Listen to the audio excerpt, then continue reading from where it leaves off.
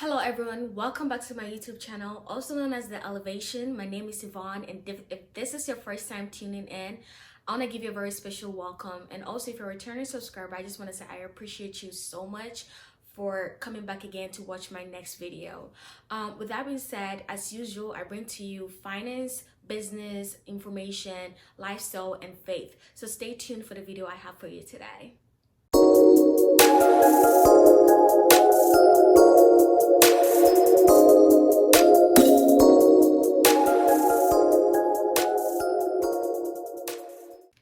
So today I'm super excited because, as usual, I have something that I think I've been waiting to talk about for a long time, and especially since it's New Year's.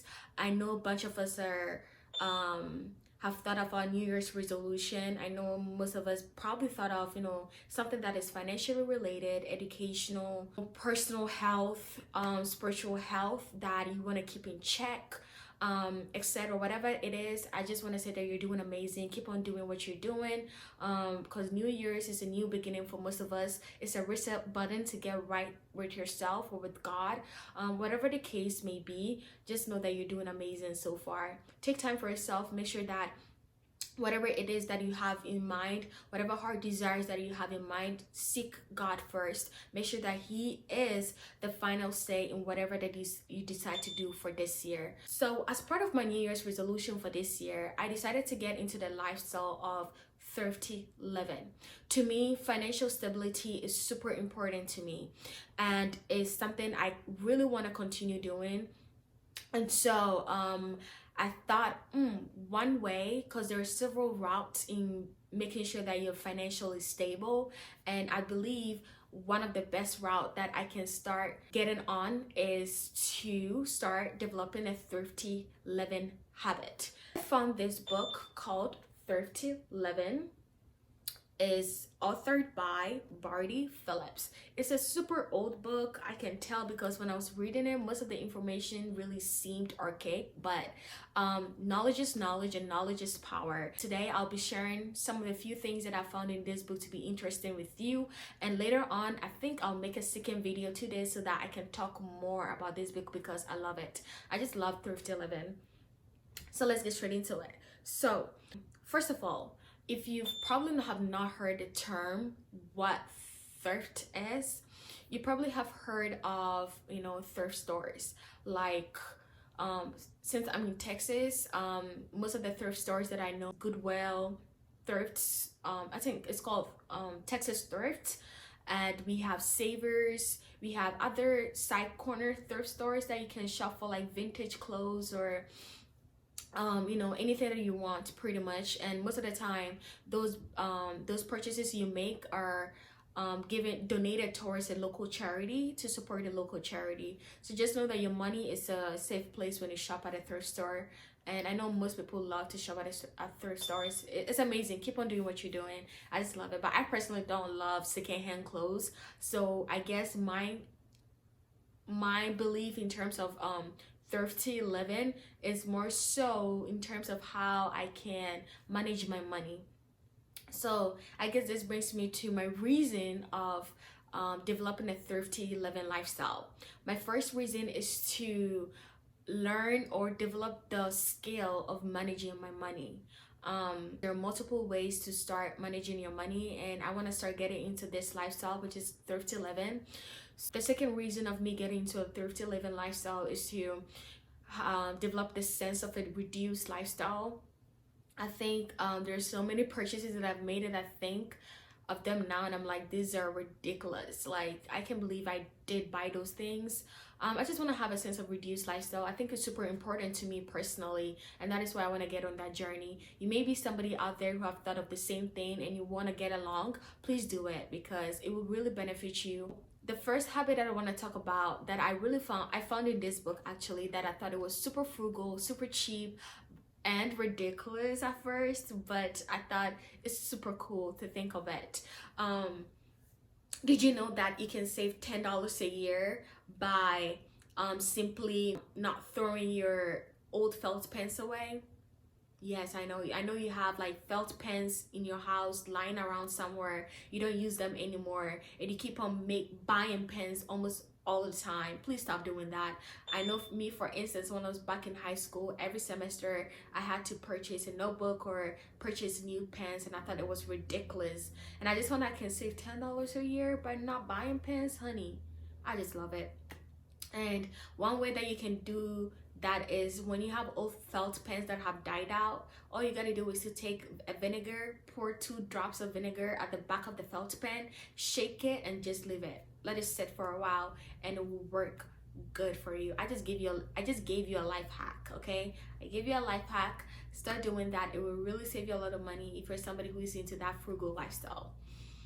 Second one that I want to talk about is to make use of your local library. I can't emphasize this enough because most of the people who are close to me know that I love the library so much, especially my family members. They know that I'm always at the library doing something, and I just love the idea of utilizing the resources provided by my community, because at the end of the day you pay taxes for it. So I think it's super important to utilize those resources provided by your community, and the local library is the best example I could potentially give.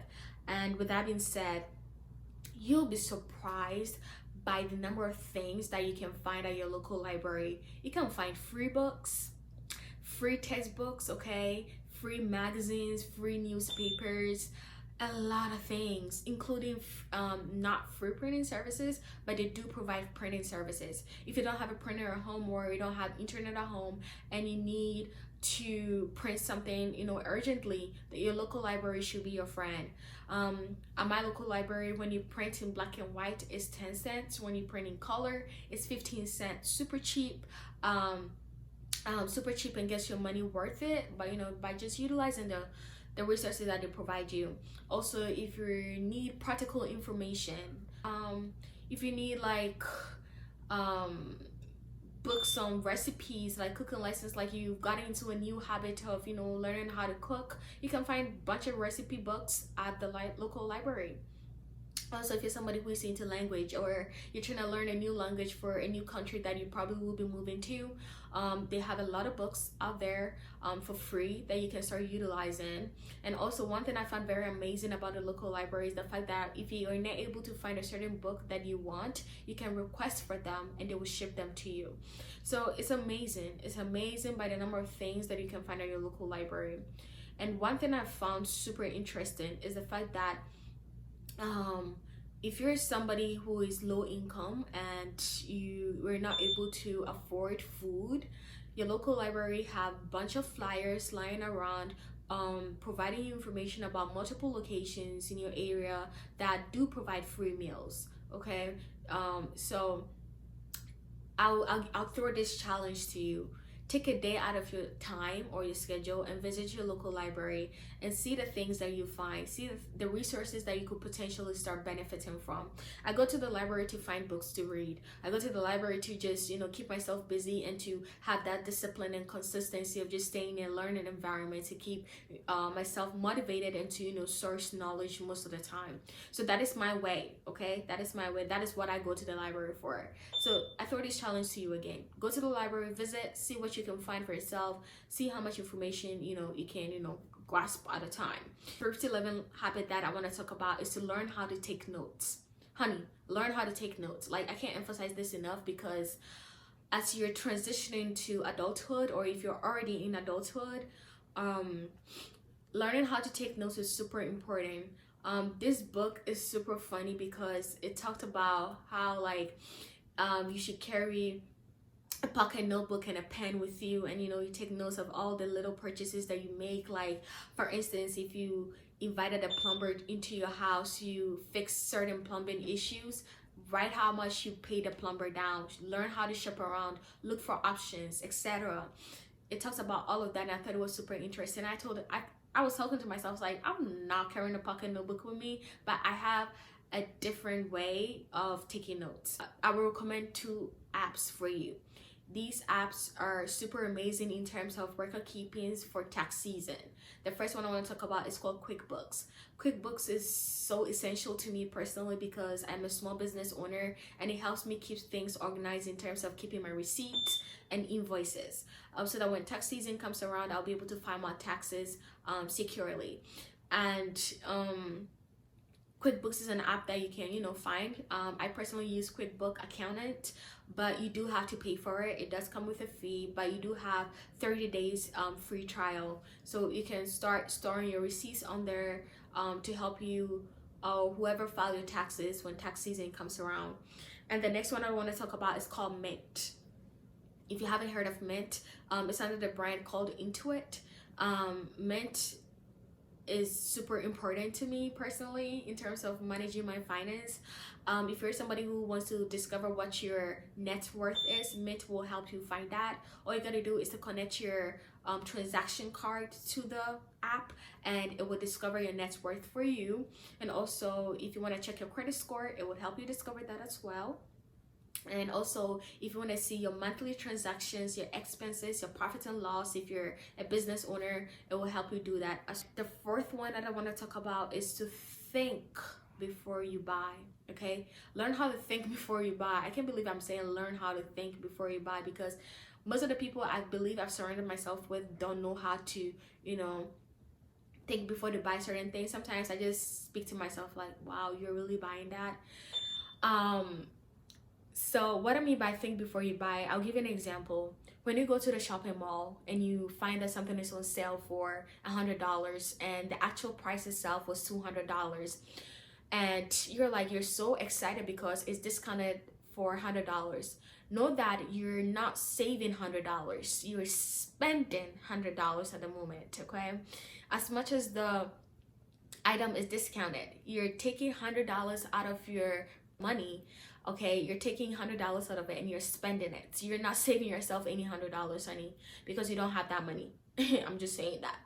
So those little impulses that we have in terms of purchasing items, sometimes to me is ridiculous. And I think you need to think about certain purchases that you make. You need to think about certain purchases you make. And I will recommend a few ways to help you stop those small impulses. An example is to not carry your credit card with you. Leave your credit card at home. Don't take a lot of money with you. It would help you prevent yourself from making those purchases, and also it will help you develop this discipline in learning how to manage your finance. The second one that I want to also recommend for you is to, if you're somebody who shops online often, learn how to say this to yourself. Oh, I'll purchase this later. If that thing is not super important, if it's not part of your priority list, leave that. Okay, leave it. You don't need to make that purchase. You'd be surprised how much your forgetting skills will be put in use. You will forget about it. Just forget about it and come to it later. Develop the money for it. Make sure that you have a source of income that is funding it, and you save yourself a lot of coins, a lot of money. So that is just my 2 cents for you. So the fourth one that I want to talk about, the fifth one I want to talk about is to learn how to save. And this is the last one. Learn how to save. You'll be surprised by the number of people that don't know how to save. You think you're saving money, but it comes with a lot of skill, a lot of discipline, and a lot of knowledge to be able to effectively save. And one way to save is to open a high interest savings account with perhaps your local bank or a credit union. I am personally not a fan of savings account, but for multiple reasons, but that's for a different conversation for a different other time. For another time, I'm sorry. So savings account is perfect for you to keep your money in store and to keep you in check.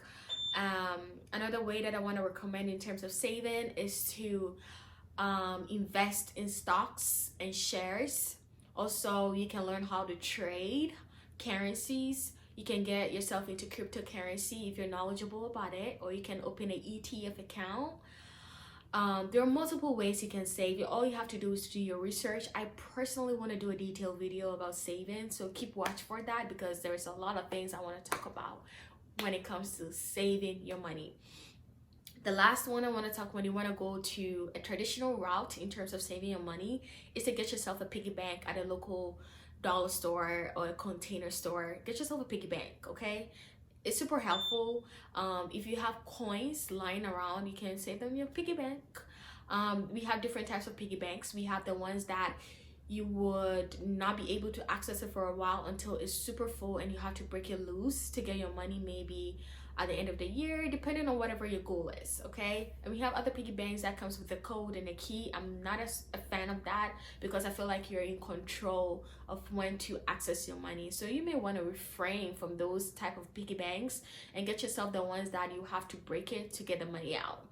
And understand that thrifty living is to help you have a reduced sense of lifestyle, okay? It's not to make you super frugal or super cheap. That's not the idea that I'm preaching today.